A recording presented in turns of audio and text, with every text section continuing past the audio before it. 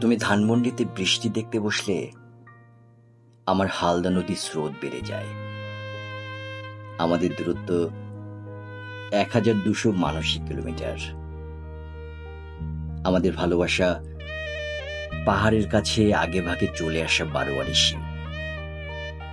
আমাদের নীরবতা নীলগিরির জমাট বাঁধা মেঘ।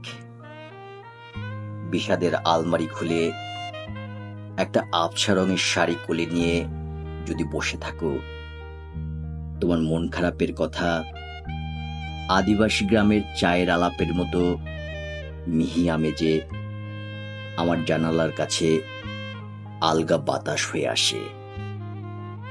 আমি জানালার পাশে বসে থাকি, তোমার পাশে বসে থাকি।